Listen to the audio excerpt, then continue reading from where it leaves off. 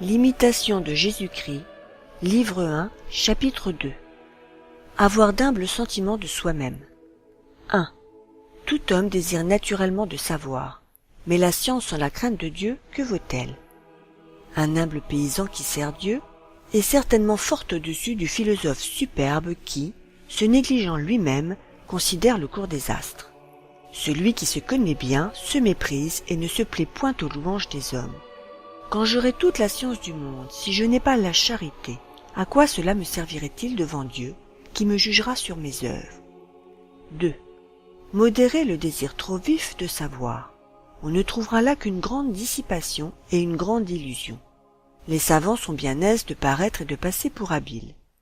Il y a beaucoup de choses qu'il importe peu ou qu'il n'importe point à l'âme de connaître. Et celui-là est bien insensé qui s'occupe d'autre chose que de ce qui intéresse son salut.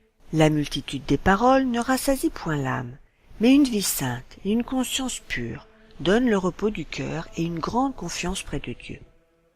3. Plus et mieux vous savez, plus vous serez sévèrement jugé si vous n'en vivez pas plus saintement. Quelque art et quelque science que vous possédiez, n'en tirez donc point de vanité. Craignez plutôt à cause des lumières qui vous ont été données. Si vous croyez beaucoup savoir et savoir bien, souvenez-vous que c'est peu de choses près de ce que vous ignorez. Ne vous élevez point en vous-même, avouez plutôt votre ignorance. Comment pouvez-vous songer à vous préférer à quelqu'un, tandis qu'il y a tant de plus doctes que vous et de plus instruits en la loi de Dieu? Voulez-vous apprendre et savoir quelque chose qui vous serve? Aimez à vivre inconnu et n'être compté pour rien. 4. La science la plus haute et la plus utile est la reconnaissance exacte et le mépris de soi-même. Ne rien s'attribuer et penser favorablement des autres, c'est une grande sagesse et une grande perfection.